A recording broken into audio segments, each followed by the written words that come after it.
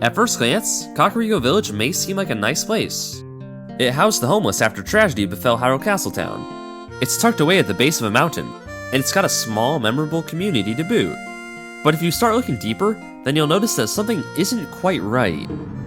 This little village has got some big secrets that have been buried by the past, and a bunch of dirt. Before we talk about Kakariko's disturbing history, there are some strange mysteries taking place during the events of the game that I'd like to cover. When you first enter Kakariko Village, so long as it's daytime, you'll find a man named Mudo standing under a tree. He complains about his employees' lack of work ethic, going as far as calling them worthless. Despite his nasty personality, he somehow found a person who was willing to have 2 kids with him. I've heard that Mudo's daughter is looking for a job, so wish her luck, because that's 100% what she's basing her decision on. Good for her, she got a job at the Cuckoo Pen. I've heard that the only 2 qualifications for that are not being allergic to the cuckoos and not being stupid. Oh, never mind, she's both those things. Obviously her allergies make her unable to do her job, but for as useless as she may be, she doesn't get nearly the same amount of hate as her brother. There's a man who tells you that the boy who sits under a tree at nightfall is none other than Mudo's son. He calls that bit of information juicy gossip, and warns you not to mention it around Mudo. He acts as though simply talking to this kid would ruin your reputation. If you do choose to talk to him, then you'll see why everybody's so concerned. He certainly doesn't have the greatest conversation starter in the whole world. To his credit, if my name were Grog, which his is, then I wouldn't be introducing myself by name.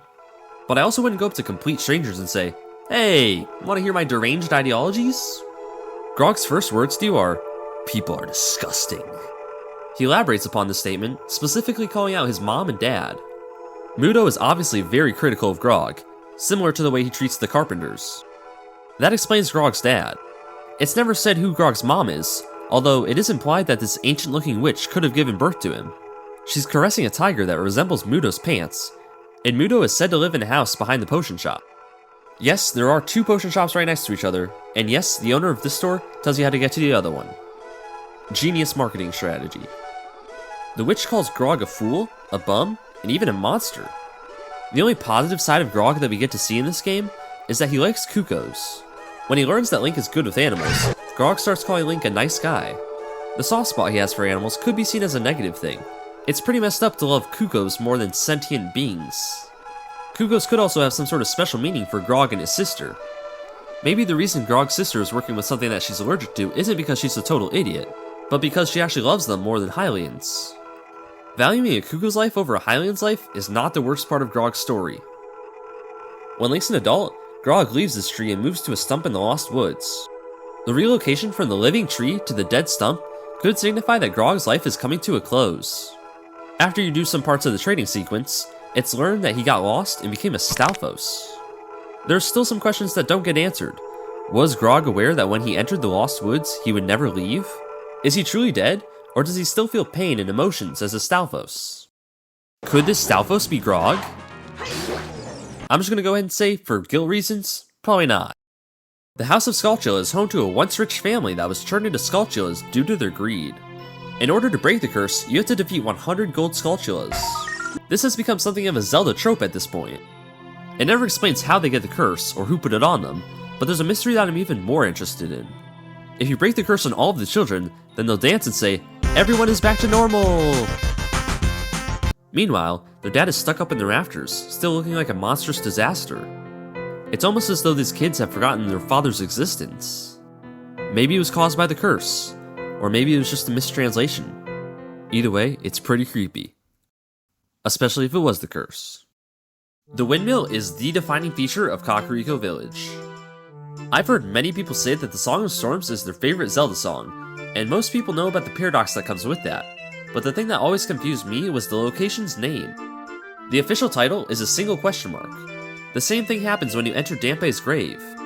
The grave actually functions as an obstacle course that leads to the Windmill.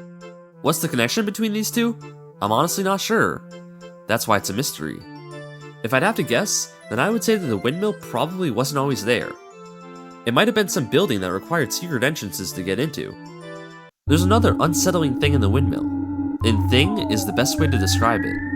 What is this little creature, or possibly but way less likely, inanimate object? You can scoff at it now, but one day, this thing will get you. And now for the main event, Kakariko's past. The village was originally a place for the Sheikah to do the royal family's dirty work. As you can see here, the Sheikah were garbed in clothing that protected their identity, adding to their mysterious behavior. The Shadow Temple is where they did most of their daily activities, such as executing people, killing people, then playing some b-ball.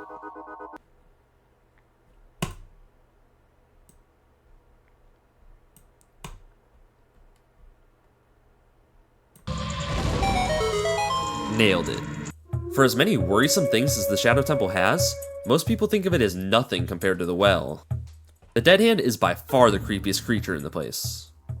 The idea of forcing yourself to get caught by its hands and watching it bring its head down to you is pretty scary for a kid. But what a kid might miss is the strange lore of the well. The place where the well now stands was, at one time, the home of a man who had the Lens of Truth. He used this lens to become a Sheikah and gain their knowledge, as well as their forms of torture. This puts a whole new perspective on the well. I've never personally been inside a well, but I'm guessing they're not usually covered in blood and filled with prison cells. This leads me to believe that the man with the Lens of Truth had his own version of the Shadow Temple in his basement, but it wasn't being used to get rid of Hyrule's criminals. The man was eventually caught and more than likely put to death, but there's a theory that he's still around, and not too far from his house. The Lens of Truth was more than likely stolen from the Sheikah. In some Islamic countries, the punishment for this kind of crime would be to chop off the thief's hands. My guess is that the person with the Lens of Truth was so evil that they had their head amputated as well, leaving what we now know as Bongo Bongo. It would explain why the evil spirit of the Shadow Temple comes from beneath the well. This man was truly a monster during his life, and his spirit takes the form of his evilness in an attempt to destroy Kakariko Village once more. In my last video, I talked about how Twilight Princess uses more disturbing imagery than it does creepy lore to make itself seem dark. Kakariko Village is a good example of how a game made with children in mind can be creepy. It doesn't rely on stupid jump scares for I told you so. If you'd like to watch the Twilight Princess video that I just talked about, then I would recommend doing that by clicking on this end screen card.